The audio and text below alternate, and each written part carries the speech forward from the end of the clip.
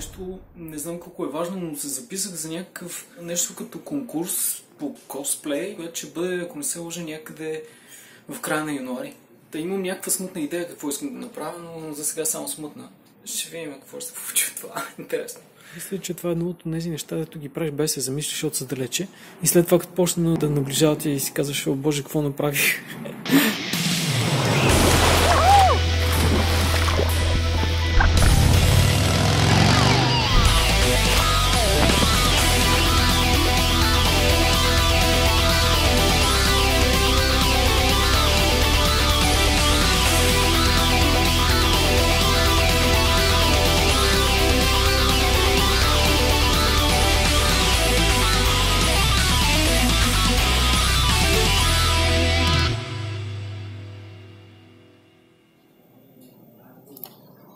Окей, това трябва да сте огледали. Все пак този филм не е съвсем безизвестен. И специално тази сцена от него е една от най-любимите ми.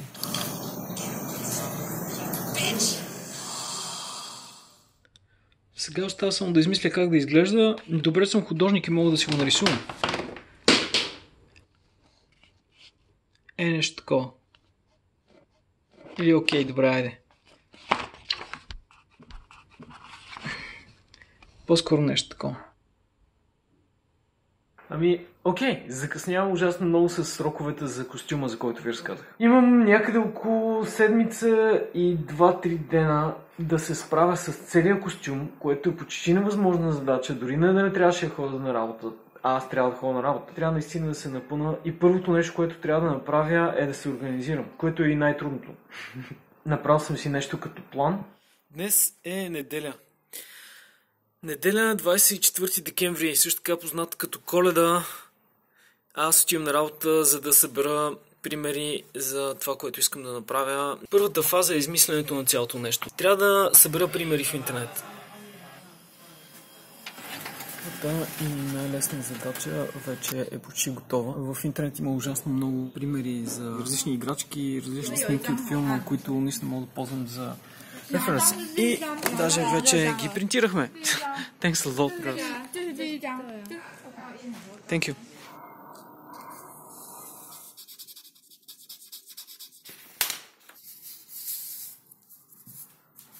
Най-накрая тази грозна лепенка да служи за нещо. И без това не е вярно.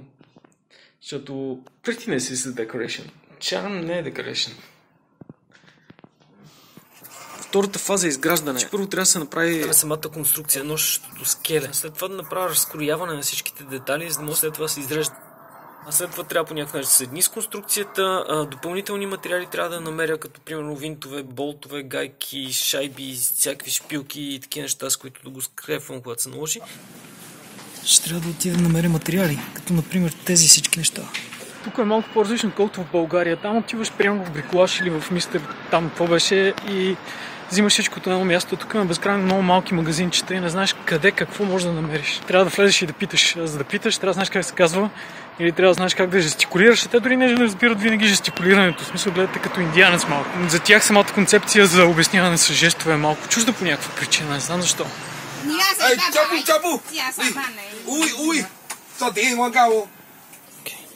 О, я, чага. Чага.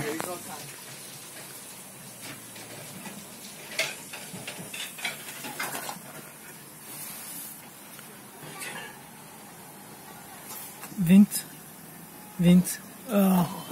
Over there. Чага. Чага, да. 大一点。这个小，这个大。Okay. 很好。下一笔。This is the picture. Okay, maybe it's not good enough. Ето така се обяснява шайба по сложния начин.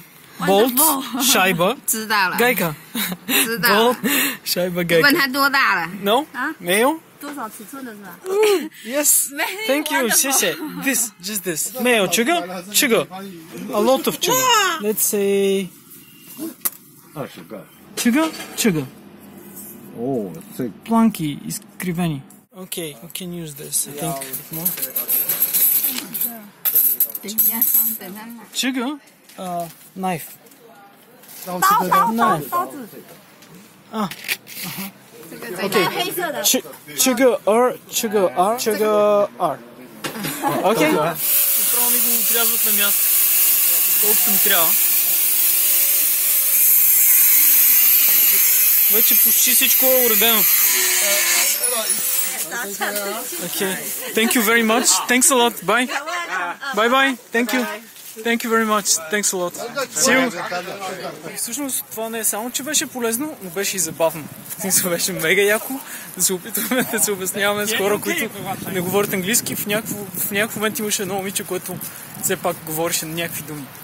Всъщност това е удоволствие да го правиш това нещо. Хората са приветливи и са отворени, когато си чужденец. Но това прави нещата доста по-лесно. Включително ме прави по-смело, защото аз знам, че няма да ми се разсърдва толкова лесно, че не ги разбирам.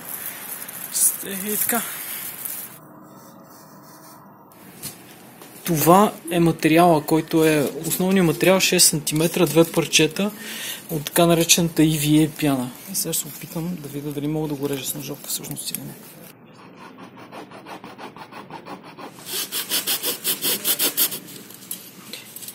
Ръбове се получават, които не е много добре. За съжаление, това е което се получава, когато се опитвам да направя разрез, който да бъде овален. Не е много добре. Една идея е по-добре с оранжевата пила. Предното го правих с тази, която е доста по-груба и все пак има някакъв шанс това нещо се получи, зависимо как се държи с шкурка. Дали може да се заглади или не. Добре, а защо? Защо просто не използвах такъв материал? Някой ще ми обясни? Защо не използвах просто това? Мисля, че това е достатъчно добро. Ако трябва да съм честен, тази година изобщо някакси не успях да усетя коледния дух, защото просто тук няма сняг. Въпреки цялата коледна украса навсякъде, то има доста. Си не се чувствам по този начин. То е топло навън, аз съм по тениска. То друг е въпрос, че аз съм по тениска и на 10 градуса, но едно от малкото неща, които ми показват, че е Коледа днес, всъщност е това.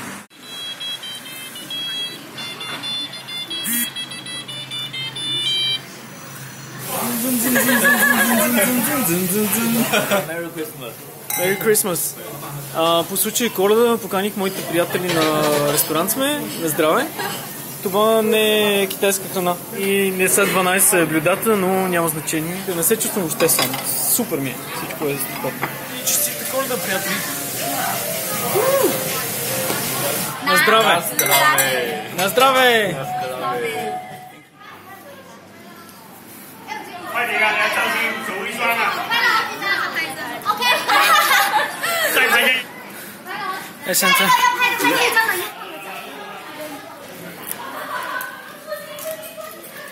Да измисля, ресърчна и направя осветлението вътре в самото нещо. Трябва ми време за поручване, трябва ми време за...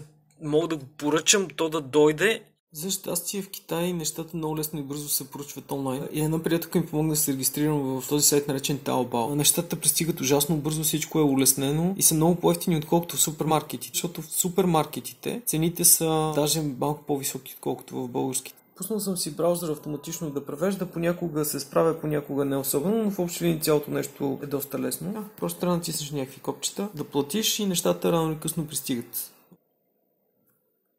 Добре, супер, получи се. Да видим какво ще стане.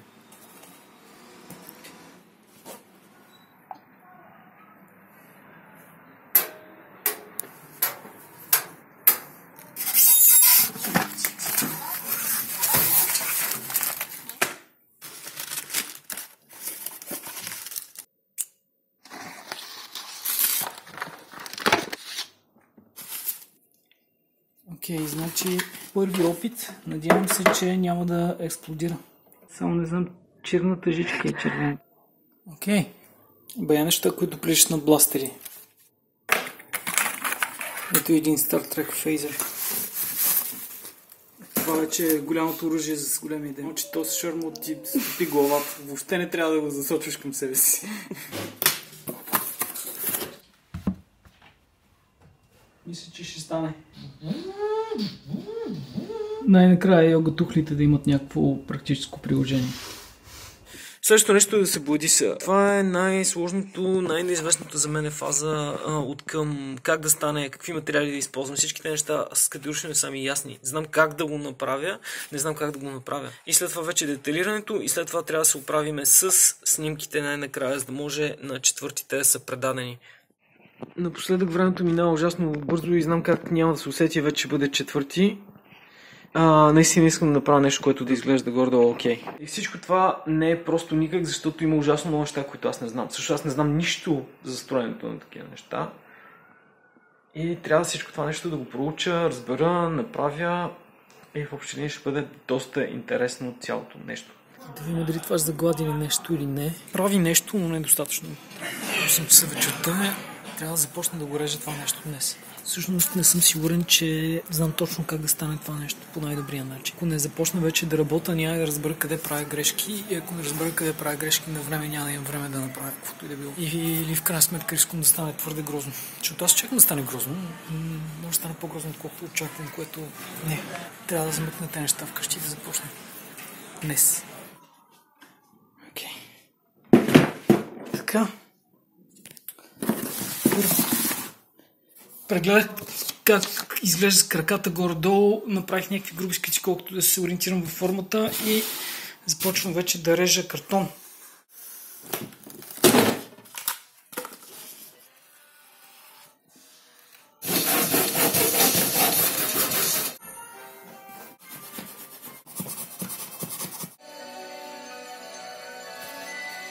Определено не е това начина на рязане за това.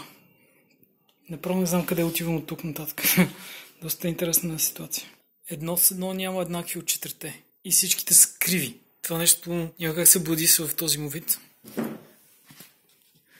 Мисля, че това е меко казано трагедия. Как са отрязани. Изглежда ми ужасно сложно да успея за това време, което имам. Но каквото такова на този етап вече няма значение. Започнал съм го. Не знам дали ще мога да справя. Равносметка за последните 2 дена. Само с една дума. Трагедия. Положението е отчаяващо. Не знам дали ще се справя с това нещо. Готов съм да се проваля в това, но ще направя всичко възможно по начина, по който мога, с каквото имам. Бях го забрал това място. Обещавам си някой ден да дойда тук и да се изкъпя. Последното ми остава време дори да се храня от работа вкъщи, от къщи на работа, едно такова тичане, включително особената почивка, ходя да свърша нещо, да намеря нещо. Няма време за нищо и въпреки това. Опитвам се да запомня и да се възпитам в това да не се притеснявам, да го оставя да ми удоволствие, защото всъщност това, което го правя себе си, никой не ме е карал да правя това. Аз го правя за мен. Тогава, ако се притеснявам, ако е напрежение за мен, тогава какъв е смисъл от цялото това? Опитвам се и си го напомня това по цялото време. И затова даже до сега съм да ям нещо. Да мога да не дам фира веднага. С Ялдон отиваме да пробваме да поръчаме ето това нещо в едно магазинче, където правят рамки за прозорци. Да видим дали ще ни разберат. Това са най-важните части за мен, защото трябва да започна от някъде. И ми трябва нещо, което да поддържа изобщо цялата ми тежест. Yeah. This is it. This is stable. Yeah, it will do. Тук правят различни алуминиеви елементи, метални и съм сигурен, че могат да направят нещо доста просто, което да издържи тежестта ми. Това са 22×15×37. Искаха много пари за металната конструкция и затова реших да направя експеримент с тези по-малки столчета.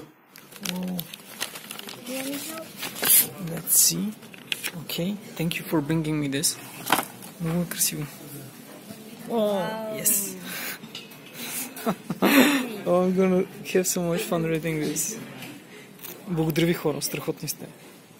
Много сте.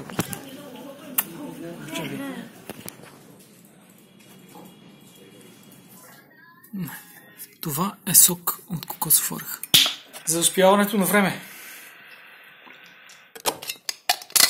Толкова далеч, толкова добре, както се казва. Чист български. Нямам идея какво е това, но ще свърши работа. И струва. Окей. Ето какво си имам. does look like a mess, but it's gonna be awesome.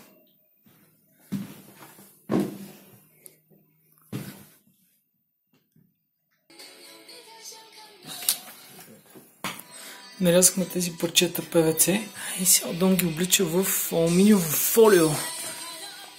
А това беше картона, в който пристигнаха плакатите. След много мислене измислихме и как ще бъдат връзките на раменете. Цялата конструкция, заедно с това предното, ще бъде изградена от такива тръби и всъщност се закача тук. А това ще се грижи за тази ос и така ръката ще може да се движи по две оси. We can limit the movement here by adding a screw right underneath. Okay, measure it. Hold the end. Okay, let's see how much is it. 2 by 12.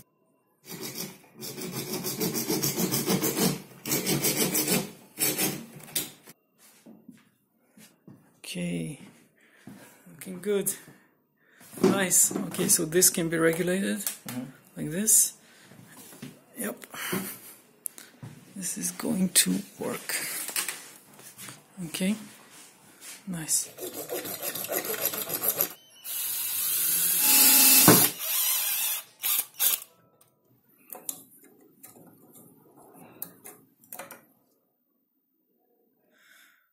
Почти 2 часа сутринта. Но най-накрая чувствам, че съм постигнал някакъв успех. И сега вече мога да си легна с чиста съвест. Нещо започна да се случва. В смисъл, има някаква логика, виждам структурата и виждам как може би и мога да се справя на време. Да.